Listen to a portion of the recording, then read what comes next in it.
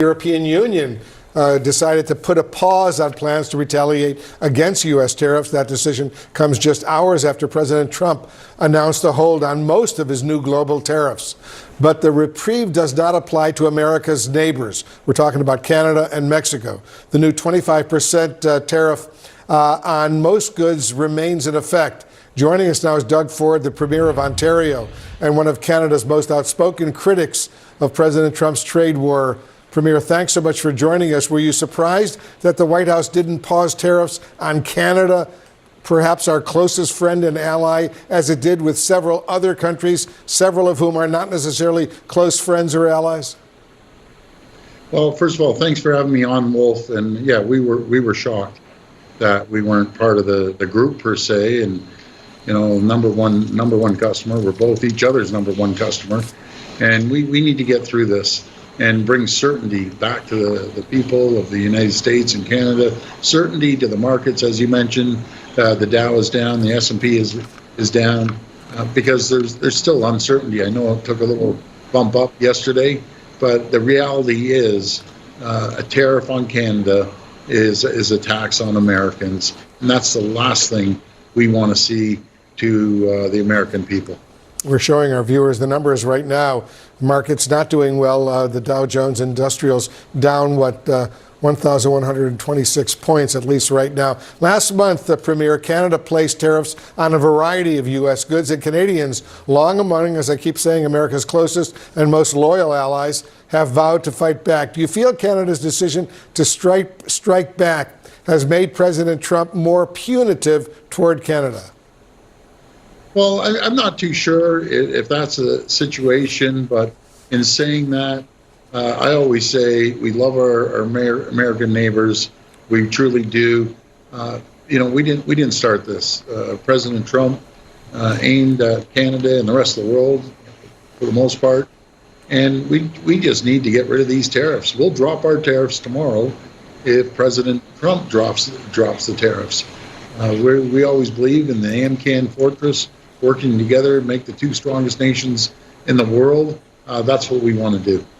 Could you see Canada, Premier, actually rolling back those tariffs on the U.S. as an olive branch to the Trump administration? Well, as long as we know the tariffs are going to be dropped against Canada as well. If we have a mutual understanding, if they feel comfortable with us going first, by all means.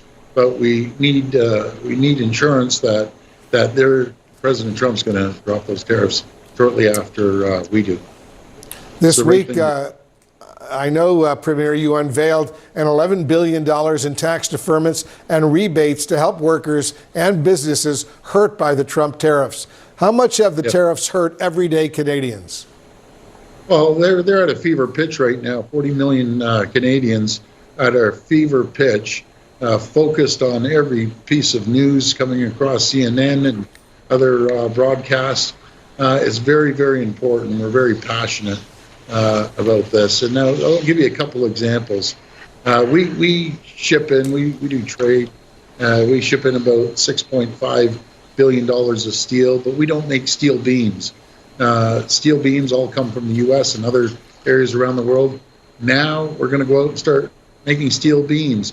The beer cans, we don't make the beer cans. We ship the aluminum in the U.S. Company prints it and converts it. That's a $1 billion industry. We're onshoring back into Ontario. So it's not good for both sides of the border. We'd rather just leave everything alone. Things seem to be working, and just build a stronger AMCAN fortress, American Canadian fortress, put a ring around it. Yeah, let's see if that happens. The Trump administration, Premier, says 15 countries have made what they describe as explicit offers regarding potential trade deals. Do you know if Canada is negotiating right now with the United States, with the White House? Not right now, we aren't. Hopefully we can get back to the table and continue negotiating. That's what we want to do. Let's sit down at the table. Let's move forward, and it's going to benefit both countries. We're both our number one trading partners.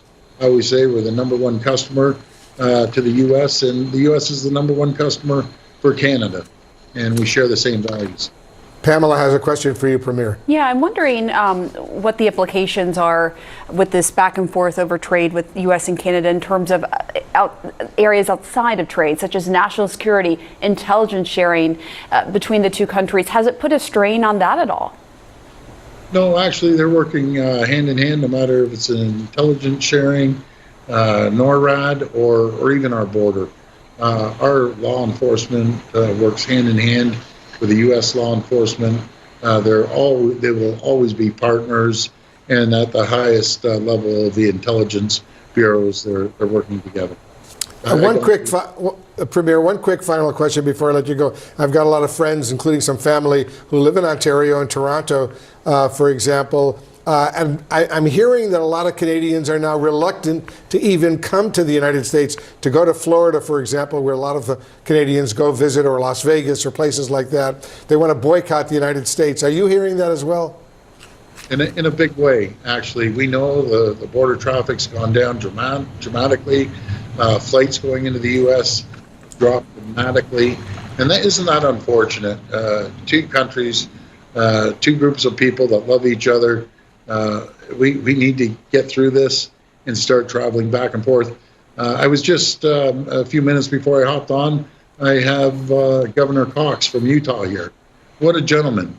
He feels the same way. We have to get through this trade deal and continue growing both economies. Yeah, I hate this rift that has developed between the United States and Canada, two very close and very friendly, traditionally friendly allies, and now look what's going on. Doug Ford, thanks as usual for joining us.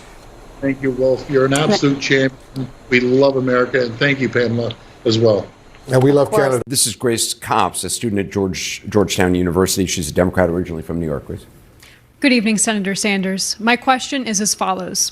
How can the United States go about repairing our relationship with allies like Canada after the second Trump administration?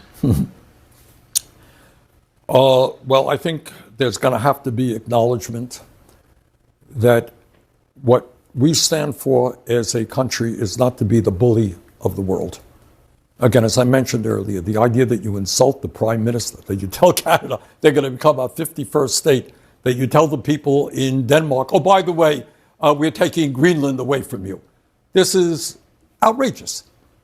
And what I would like us to be is a leader of the world based on our democracy as a model, based on our compassion, based on our work to fight climate change and help people all over the world transfer away from fossil fuel to sustainable energy so that we can save the planet.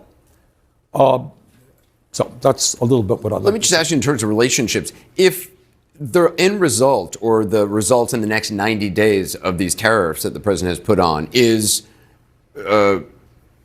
lowering of tariffs by other nations against the U.S., will it have been worth it? If this brings them to the negotiating Nothing is table? worth it. Look, the isolation, how is it worth it? What is worth it when you have people that have been our neighbors and allies and friends for almost 200 years in Canada now distrusting the United States, our friends in the UK, throughout Europe distrusting the United States? We are becoming isolated from the rest of the world.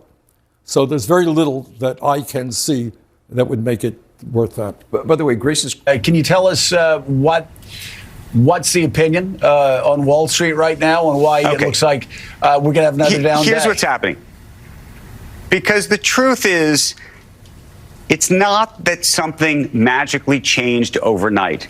The one thing that did happen is we now know that this president and this administration, to some extent, are willing to blink and are not willing to let the economy go into an absolute free fall. So there's a put, if you will. There's some floor. And that is the good news. And that's why the stock market in the U.S. Moved as much as it did yesterday. But we now have 90 days. And what's going to happen over those 90 days? First of all, there's going to be a lot of volatility. There's going to be a continued sense of paralysis around investment. What do CEOs do? Do they hire more people? Do they not? What's going to happen with the tariffs? So all of that is still going to be a big question mark. There's also a question mark about how much negotiating power this president now has with all of these countries. Is he going to be able to have bilateral deals with them? Or, by the way, are they going to try to meet among themselves and have a deal with us. Right? They now have time to try to make deals among themselves and then come back to us. So it's not clear that somehow we are in now a better negotiating position. And a last point, which is that to add to all of that volatility, the budget, taxes in America, all of that was something that this administration was hoping to solve and put behind it. The big, beautiful bill, well, they were hoping to do that in the month of May. That's literally next month. But part of the calculus was that you would get tariffs lined up in advance and you'd have some certainty about what those revenues look like, right? One of the things that the administration's talked about for a long time is that the tariffs are going to bring in revenues, which they would use to then offset taxes, taking taxes off of tips and things like that. Well, if this is not going to get resolved for 90 days, and by the way, it may not get resolved for even longer than that, it also pushes out the likelihood that we're going to get resolution on the budget. So I think there's just going to be a lot more question marks, frankly, over our economy and the direction of all of this than there were in some ways than there was yesterday.